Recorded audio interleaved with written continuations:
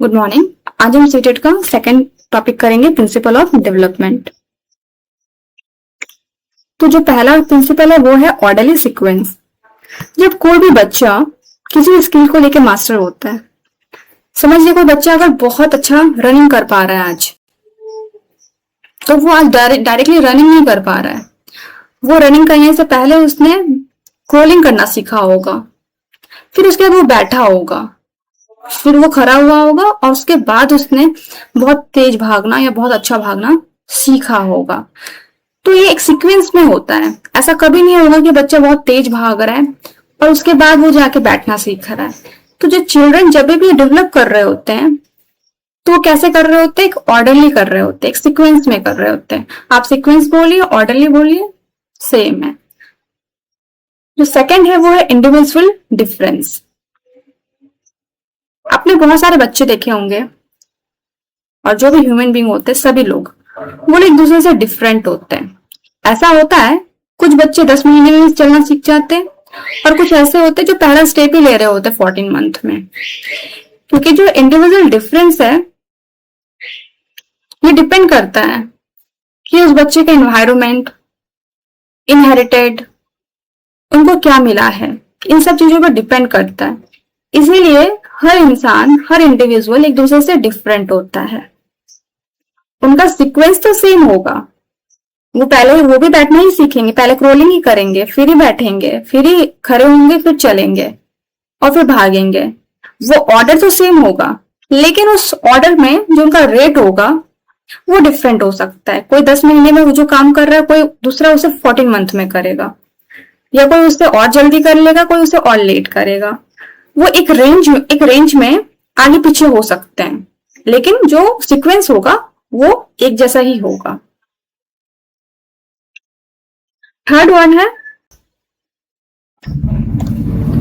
Animalistic. तो जब कभी डेवलपमेंट होता है तो physical, cognitive, emotional, social development ये एक साथ हो रहा होता है। ये एक दूसरे को इन्फ्लुएंस कर रहे होते हैं, ये एक दूसरे का इंटरकनेक्टेड है। ऐसा नहीं होगा अगर आप इमोशनली कहीं वीक फील कर रहे हैं तो डेफिनेटली ये वो आपके किसी अदर एस्पेक्ट में भी असर डालेगा, वो आपके कॉग्निटिव लर्निंग में भी असर डालेगा। अगर एक बच्चा है जिसके पेरेंट्स से उनका इमोशनल बॉन्ड बहुत अच्छा है, उसकी सोसाइटी अच्छी है, उनके दोस्तों के साथ उसका रिलेशन अच्छा है, कोई उसे बुली नहीं करता है, उसका फिजिकल हेल्थ अच्छा है, तो डेफिनेटली सी बात है उसकी कॉग्निटिव मेंटल हेल्थ भी अच्छी ही होगी। अगर वही चीज अगर उसे उसका फिजिकल हेल्थ अच्छा नहीं है, उसे अपने पेरेंट्स से कोई सपोर्ट नहीं मिल रहा, उसका जो सोसाइटी है जहाँ पे वो उनके जो दोस्त है उसके कोई दोस्त नहीं है, जो है वो बुली करते हैं, तो वो उसे कॉग्निटिव डेवलपमेंट में भी उसे अफेक्ट करेगा।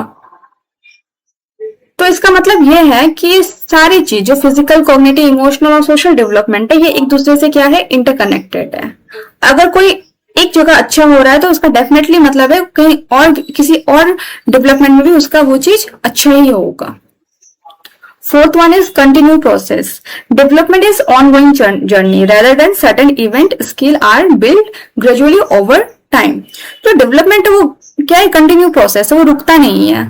आपके वुम से लेके डेथ तक वो चलता ही जाता है।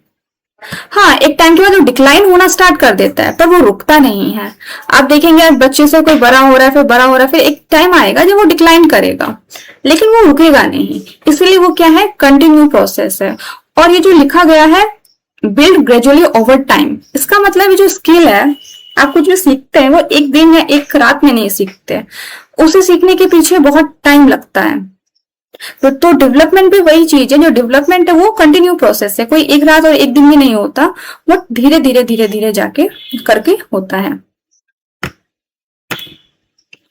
Next one is maturation and experience. इसे हम ये भी कहते हैं प्रोडक्ट ऑफ बोथ हेरिडिटी और एनवायरमेंट। जो डेवलपमेंट है वो इंटरएक्टिव प्रोडक्ट है, बायोलॉजिकल मैच्योरेशन और एनवायरमेंट। आपको अपने पेरेंट्स से क्या मिला है, जेनेटिक क्या मिला है और आपका एनवायरमेंट कैसा है, ये दोनों चीज बहुत ज्यादा अफेक्ट करता है आपके डेवलपमेंट पे। इसी वजह से सारे जो इंडिविजुअल होते हैं वो डिफरेंट होते हैं, क्योंकि सबकी जेनेटिक सेम नहीं होता, सबका एनवायरमेंट सेम नहीं होता। ये दोनों चीज मिलकर बताते हैं कि एक इंडिविजुअल कैसा डेवलप करेगा। Third one is general to specific. जो बच्चे होते हैं वो पहले क्या करते हैं, जनरलाइज मूवमेंट करते हैं, उसके बाद जाके वो क्या करते हैं, स्पेसिफिक चीज करते हैं। अब छोटे बच्चे को देखेंगे, आप जब छोटे बच्चे कुछ पकड़ते हैं तो अपने पूरे हाथ से पकड़ते हैं। अब ये फोटो में देख रहे होंगे ये बच्चा क्या कर रहा है, इस उंगली को पूरे अपने हाथों से पकड़ रहा है। लेकिन धीरे धीरे धीरे जब वो बड़ा होगा तो वो पेंसिल को अपनी 2 उंगलियों से पकड़ना स्टार्ट करेगा। अगर आप किसी बच्चे को, छोटे बच्चे को पेंसिल भी देंगे तो वो क्या करेगा, उस पेंसिल को पूरा ही पकड़ेगा, वो पूरे अपने हाथों से ग्रैब करेगा। लेकिन धीरे धीरे धीरे धीरे वो उसे 2 उंगलियों से पकड़ना स्टार्ट करेगा। तो इसी का मतलब होता है जो बच्चे का जो डेवलपमेंट होता है वो जनरल टू स्पेसिफिक होता है। सेवेंथ वन प्रिंसिपल है वो है प्रिडिक्टेबिलिटी।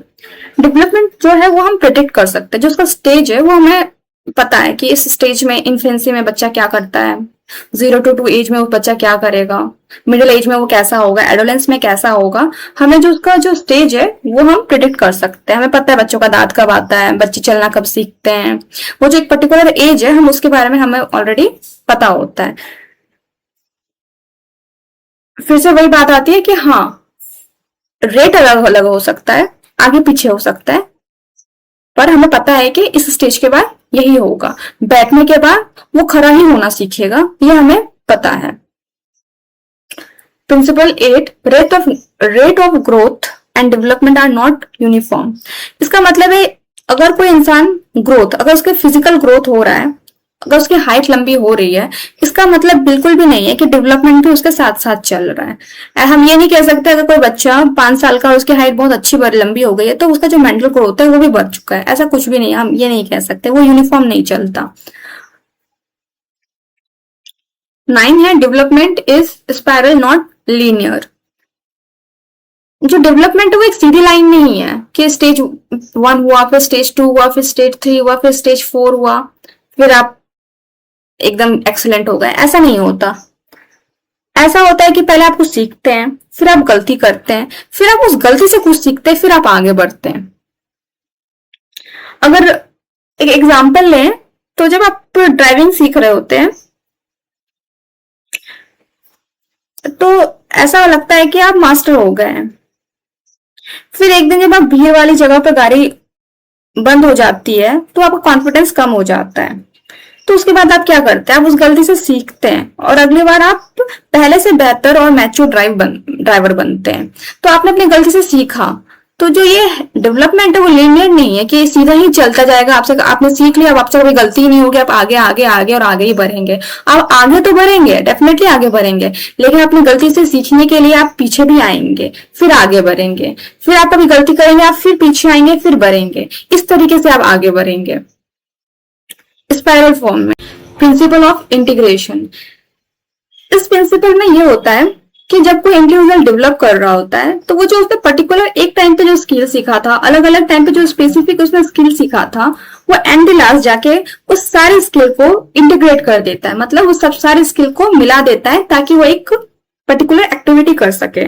जैसे जब बच्चा चलते हुए बॉल को पकड़ने जाता है तो वो क्या करता है, तब वो भाग भी रहा होता है और उसने बॉल को ही पकड़ लिया होता है।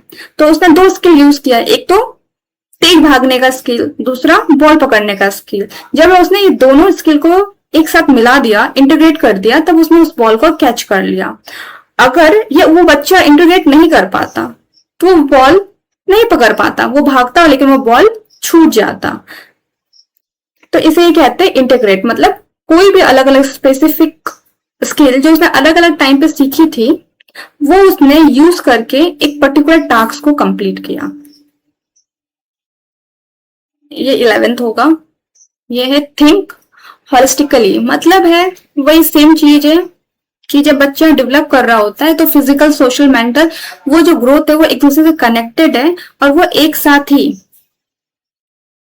डेवलप करते हैं। ऐसा नहीं होगा कि फिजिकल पहले डेवलप हो गया, मेंटल बाद में, सोशल बाद में, ये सारे एक दूसरे से इंटरकनेक्टेड है। अगर एक खराब होगा तो डेफिनेटली उसका असर दूसरे में भी दिखेगा, अगर एक अच्छा होगा तो उसका डेफिनेटली असर है दूसरे में भी दिखेगा। अगर किसी का फिजिकल हेल्थ अच्छा है तो डेफिनेटली है उसका मेंटल ग्रोथ भी अच्छा होगा।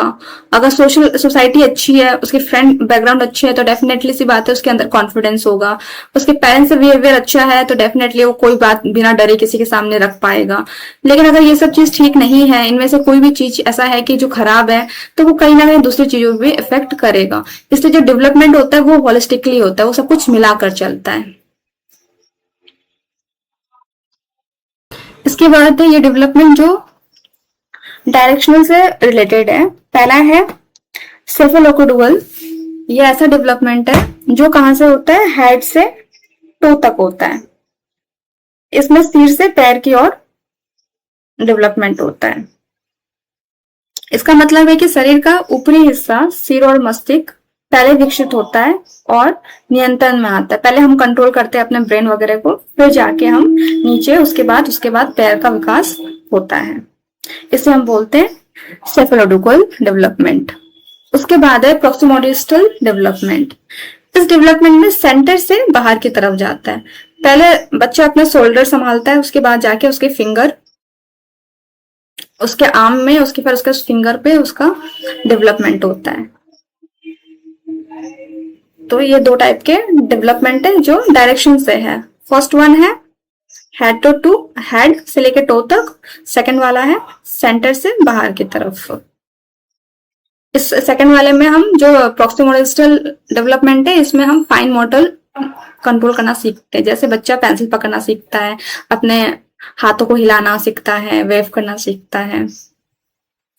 और फर्स्ट वाले में बच्चा पहले अपना हेड को डेवलप करेगा अपना, और उसके बाद वो चलना वगैरह सीखेगा। अप टू डाउन होता है। और सेकंड प्रोक्सिमोडिस्टल जो है वो सेंटर से बाहर की तरफ जाता है। Thank you class.